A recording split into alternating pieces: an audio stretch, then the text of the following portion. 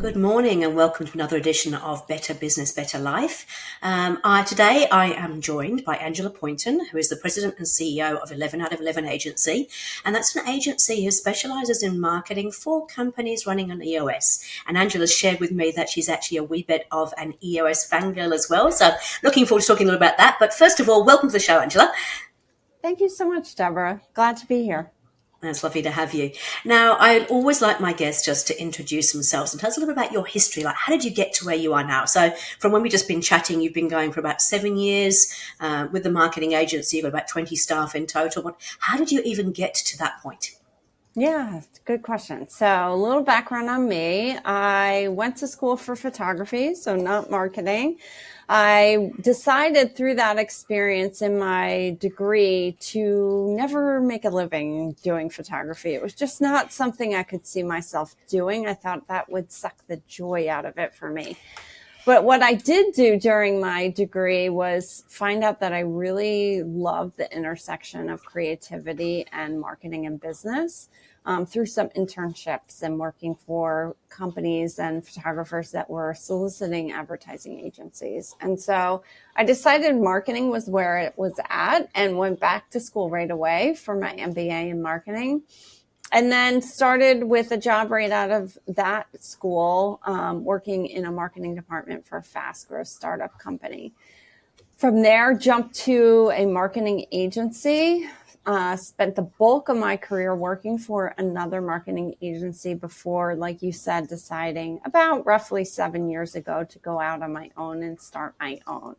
And so that's what I did here at 11 out of 11. And you're right, we primarily serve small to medium-sized businesses in the States here. We do have some international clients in Canada as well, but primarily in the States. And we love serving companies running on EOS. Why do we love serving companies running on EOS? Probably for obvious reasons for yourself and your listeners, but those organizations have shown or demonstrated by, their adoption of that methodology that they want to organize themselves, get, accountability in line, right people, right seats, and really get organized around goals and rocks, which, as you can imagine, for a marketing agency is really important when you're aligning with a strategic partner like a marketing agency. You want to make sure that you're clear on what your goals are. They shouldn't be changing week by week. They should be very clear from the get-go for both parties so that they know what the beacon is that we're working toward. And so that clarity is something that I appreciate and I think is relatively rare in business, surprisingly, but pretty common within EOS run companies. And so that's really been our niche for, I would say, 5 out of the 7 years, really focusing on working with visionaries and integrators that are running on EOS. I completely understand. I mean, I've got a marketing background as well, actually. So I used to work in an agency, and I ran an agency for a while as well. And nice. You're right. It's really difficult to work with clients when they're not clear about what success looks like, because then you really feel like you're shooting in the dark. You don't know what you're trying to actually achieve. And how do you celebrate success as well if you don't know what success looks like? And I guess you're right. EOS certainly gives that focus. And it keeps people focused for a period of time rather than flip-flopping as well, doesn't it? So you've got that 90-day sprint. That's what's going to be happening in the 90 days and really gives that clarity. For sure. Yeah. And some individuals listening may be chuckling because that all sounds rosy, but realistically, we know that goals change, organizations change, and sometimes there are differing opinions of what the goals are within organizations, right? And so I don't mean to say that companies running on EOS are perfect. And companies working with us are perfect. And we're perfect when working with the companies. Of course, there is always room for growth and improvement, but we do love that alignment from the get-go. That clarity is really, really important. And sometimes companies come to us because they're not sure what the goals should be. They don't know what's achievable, right? So we want to grow revenue by X, but as it boils down into marketing goals, how does that translate? What's achievable within a quarter, a half a year, a whole year? And we help coach and advise on that topic as well. Perfect. Okay, so I'm going to ask a very basic question, and it's only because it's a little bit of a passion of mine. Mm-hmm. How would you describe marketing? What do you say marketing is?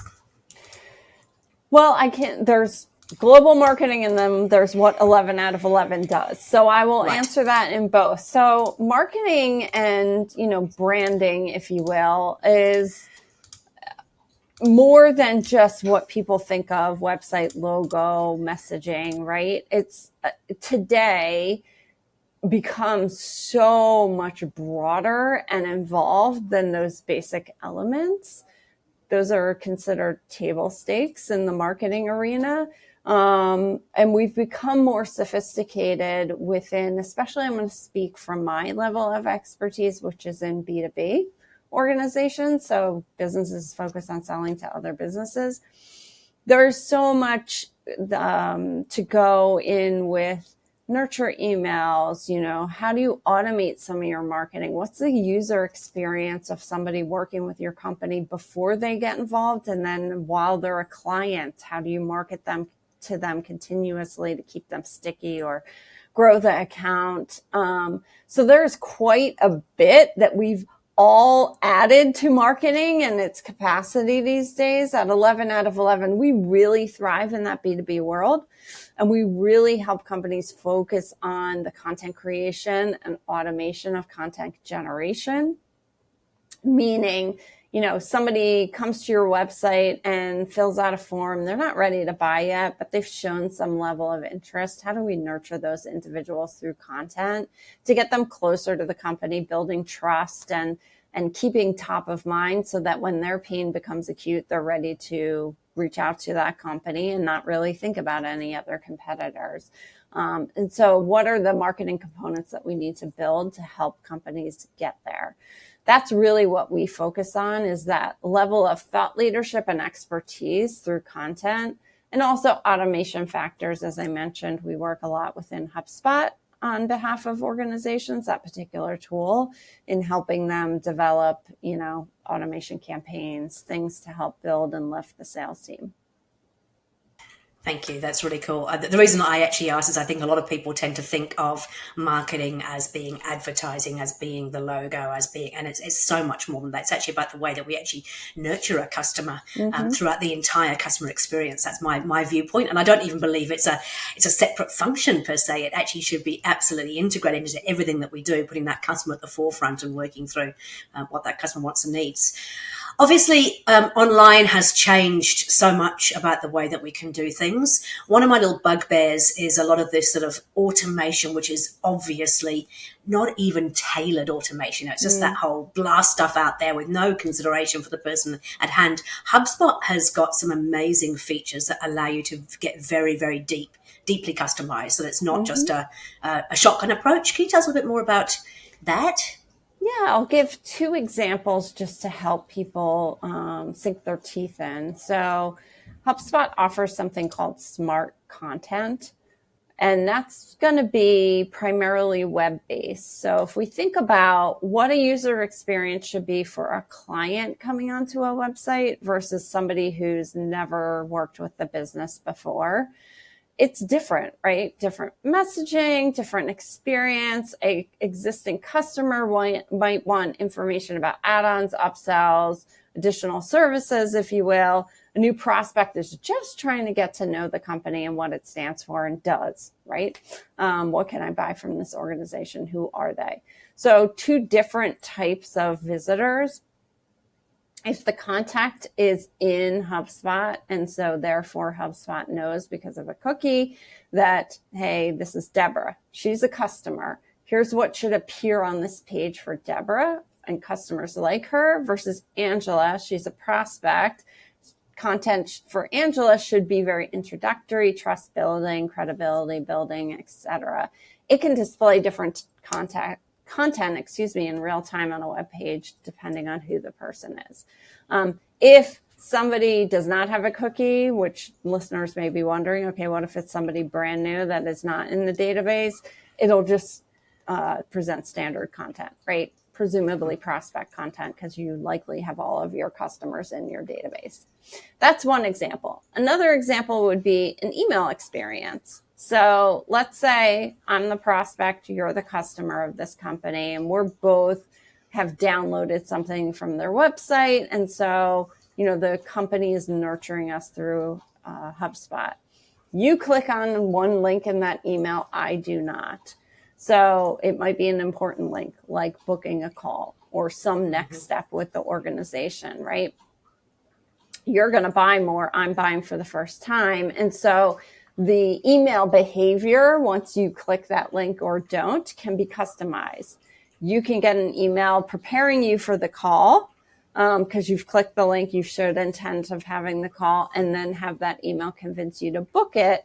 My content might be, hey, we love to talk with people. Here's how we're going to help you. And it's trying more to convince me to book the call in the first place. So it can be tailored in that way. And there's tons of different trees and if-then statements we could explore. But hopefully people get the idea of how that can be customized truly to really make it not feel like, oh, this is a robot sending me a one-size-fits-all message. Yeah. And it also has the ability to kind of alert your sales teams too, doesn't it, when the person really has a huge interest. So you can then hand it over to a human being, and a human being can actually take that to the next step. Yes. What you're talking about, HubSpot calls lead scoring. And so, every person, if you set it up or have an agency set it up for you, every person has a point value that they're building based on their activity. So somebody who doesn't care about the company, isn't visiting the website, might have a point value of 5 or 0 even. But somebody who's really active might be accumulating points and building their point value from there. And whenever the point value reaches a threshold, the sales team gets alerted of, you should reach out to this prospect. Sorry about that barking. That was my dog. I'm actually working from home today because I've been a little bit ill. So he just decided it was a great time to have a bark. But yeah, okay, great. So it's giving you the ability to, it really is about helping stay top of mind with the customer. But then when they get to a point where they're really quite warm, you can then take some action outside of traditional kind of marketing, if you like. You got it. Okay, cool. So the next question I have is around, what size does your database have to be before you want to start thinking about some of these things? Because I know some people think, you've got to have thousands of people in the database to actually make it worthwhile, but that's not true, is it? It's not true. A lot of companies, if we think about B2B, a customer for them might represent $100,000 a year, $50,000 a year, $1 million a year, right? We're not talking about somebody purchasing a $5 product where you need thousands and thousands of customers in order to make significant revenue. That's more B2C. So on a B2B model, we're already typically talking about smaller numbers to begin with. And if anybody listening feels like, my database is small, or I haven't really paid attention to it, it's deficient, it takes a while to build some of this stuff. And therefore, if we're focused on getting ready to launch some of this automation and custom content, while the organization is really focused on building and cleaning up that database, that can be a beautiful pairing because it creates accountability for, we want to get ready for this launch, right? And so if we think about a goal, let's add one hot prospect to the database a day. You got 365 by the end of the year that weren't in there before. And maybe that's too small. Maybe it needs to be 5 hot prospects a day. Whatever the case may be for the organization, that real focus puts a lot of intention on getting what we believe, and I think many marketers believe, is the most critical asset for any organization is its database, right? That's its opportunity to sell, right? And build relationships is within that database. And far too many organizations don't take it as seriously as they should. The good ones really understand how precious that is. But when focus is paid there, it will pay off, even if we are starting small, because you're going to be paying attention to it and building it through this work together. And I think you're absolutely right. I mean, for B2B, often customers are worth quite a large value. And so you don't need huge numbers of customers, but you do want to. I used to, in traditional marketing, I'd say top of mind was just making sure that when they finally get around to making the decision, you're on the list of choices that they actually will choose from. Right. And so often it's easy to have a conversation with a potential client and not do anything with them. And I've had clients who've gone away for 2 or 3 years and then come back and gone, hey, I'm ready to do EOS now. Yeah. It's like, I haven't heard from you in 2 years, but they've obviously been consuming content, seeing what's going on. And so at the time when they're actually ready, you're there, you're in their mind, you're one of their considerations. And I think it's all too easy to let people drop off and not keep in contact with them. So even if you use a database for, obviously the content generation and keeping them engaged, but also to remind you to be in contact with that person on a regular basis. I used to use it when I used to sell drugs, as in pharmaceutical drugs. And I used to use my CRM back in those days to keep track of things like, what coffee the receptionist had. So when I turned up to the surgery, I'd bring the right coffee. I'd use it to note what their kids' names were, what their dogs' names were, what interests they had, and to remind myself just to keep in contact on a regular basis. So there's so much more than just online content that CRM is used for. Is that right? That's totally right. Yeah. I mean, the sky's the limit as far as what kind of custom properties you want to build. We've seen some crazy ones, but have you? Really, can you share some crazy ones? Yeah. I mean, I could share that we used to collect when we brought on a new client. Speaking of dogs, we're pet lovers here. So we would ask people to put in their pets' names and any, was it a dog, cat? What was it?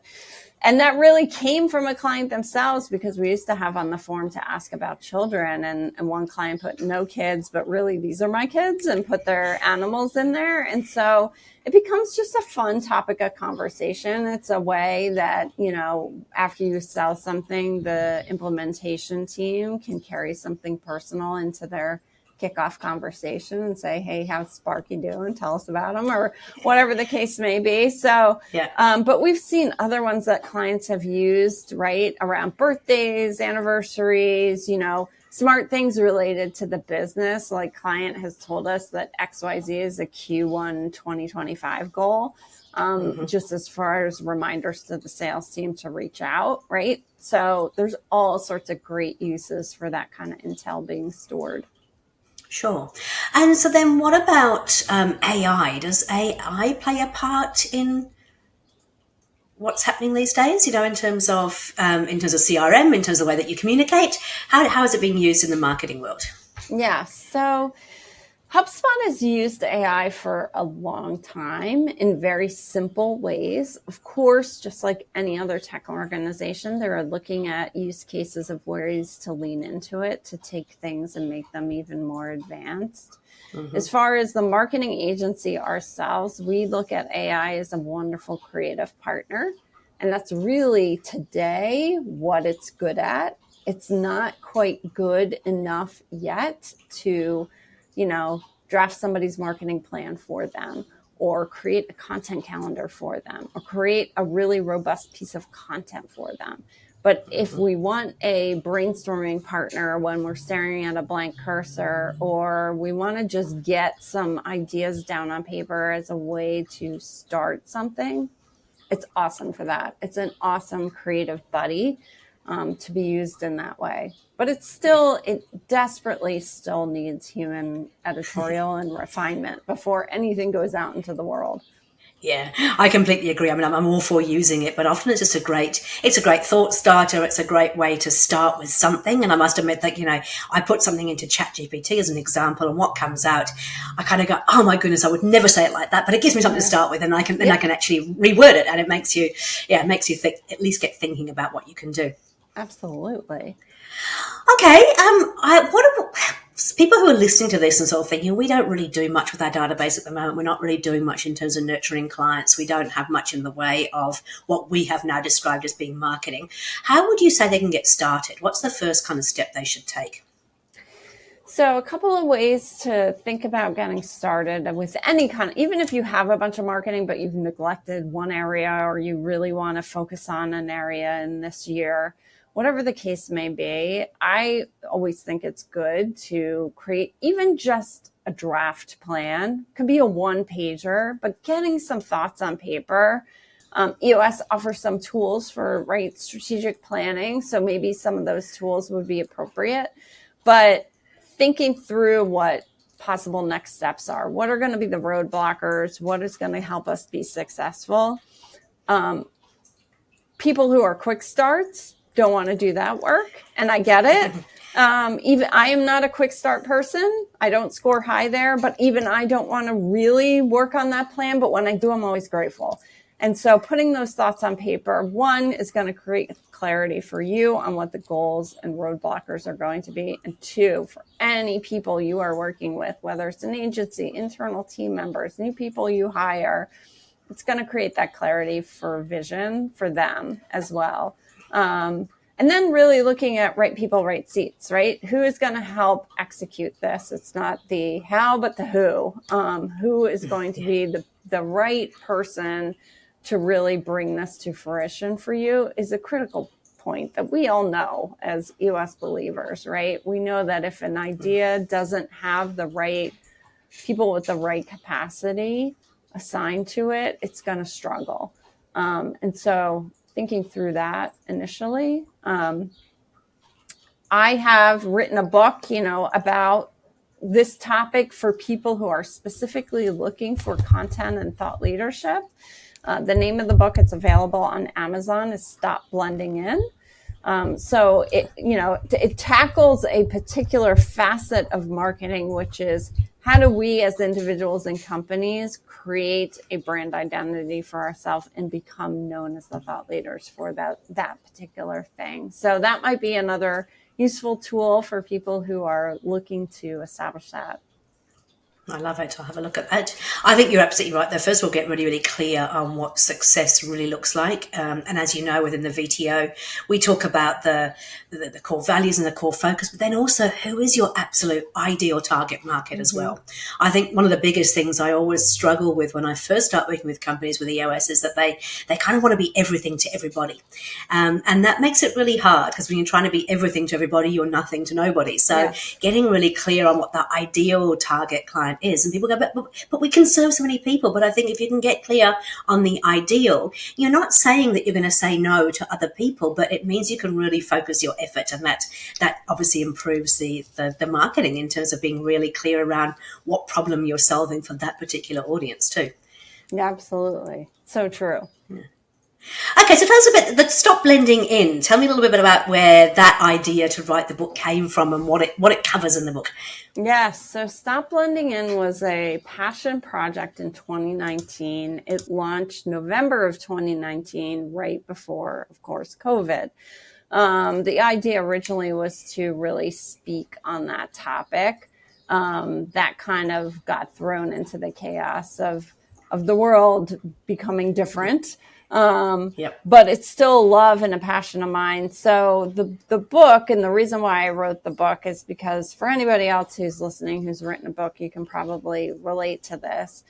The idea behind, we are in control. We own the control of what people know us for and what people know our companies for when we really think about it.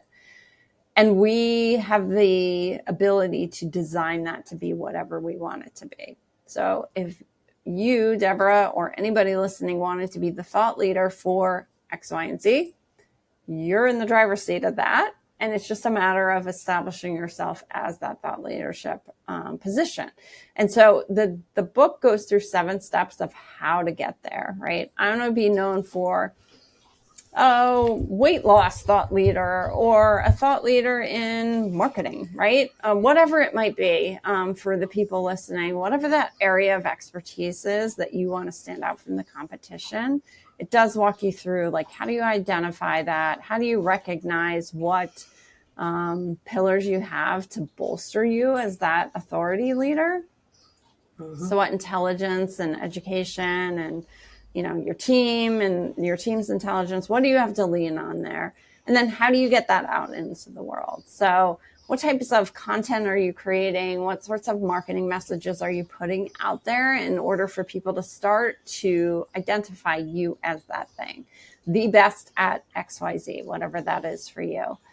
That's what the book is about. I really feel incredibly passionate that it's not up to other people to identify that for you, which I think is what a lot of people believe. Our customers know our brand as being blah, and putting the customers in the driver's seat or the audience in the driver's seat is really up to you as the company owner or the individual working at the organization to define that for yourself. And so that was just kind of burning in me and needed to get out into the world. And so I hired a writing coach and we got it done. And it was a super fun project.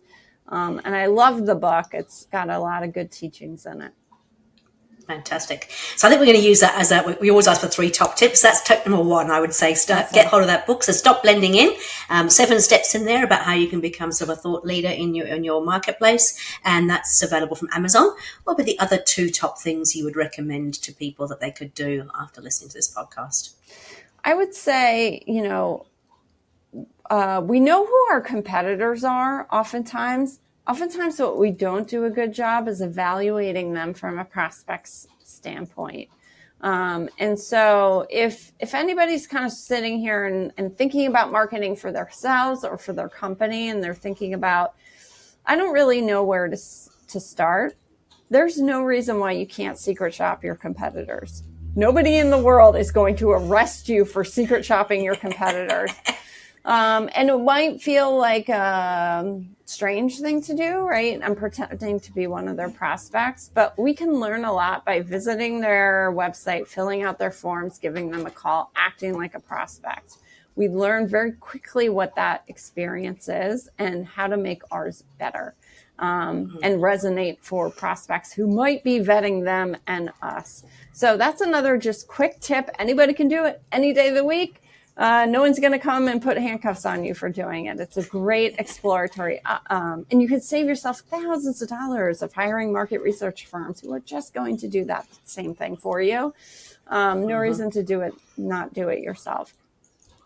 And I think the last tip, and I'll keep this marketing focused, is really, looking at that brand for your website, looking at what that marketing and thought leadership platform is, and trying to evaluate yourself on how well you are doing at getting across that you are the expert in that thing that you say you're the expert in. Is that hitting people over the head through the content on your website, email campaigns, social media, how you show up at events and trade shows and networking? If it's not, there's different ways to go about fixing that, but really understanding from the get-go where you're strong and where you need to do some improvement is a good way to start a new year. Fantastic. Hey, look, that's been really, really helpful. I'm sure we could talk forever, but we've all got lives to get on with. So just very quickly, tell us a little bit about, who is your absolute ideal client? I know we've talked a little bit about, obviously EOS, but they don't have to be EOS users. What does the ideal client look like for you? Yeah. So we love people running on EOS, but you're correct, Debra. It can be similar operating system, or that they're just learners, right? They're members of Vistage or other groups where they're trying to improve their company and their growth. I would say for us, it's a B2B company who is small to medium size, right? In that kind of $2 million to $100 million revenue range, US dollar I'm using here. We tend to work with people in the States, but we do have some international clients as well, as I mentioned earlier. And definitely that B2B focus, that is going to be where we shine. Yeah, absolutely. Okay, and how do they get in contact with you, Angela? Yeah. So what's the best way? I'm very active on LinkedIn. So if you want to learn different, marketing tips or read our blogs, connect with me on LinkedIn. It's just Angela Pointon. My web address is www.11out11.com using the digits. So 11out11.com. Nice. So that is fantastic. Hey, look, thank you so much. It's been really, really lovely to finally get to meet you, and I'm sure we'll keep in contact. I'm definitely going to get hold of that book, so stop blending in. You can get that from Amazon. And then also I have just requested to follow you on LinkedIn too, so looking forward to keeping in contact. Thank you very much for your time. Thank you, Debra. Thanks for listening to the podcast show, Better Business, Better Life. My name is Debra Chantry-Taylor.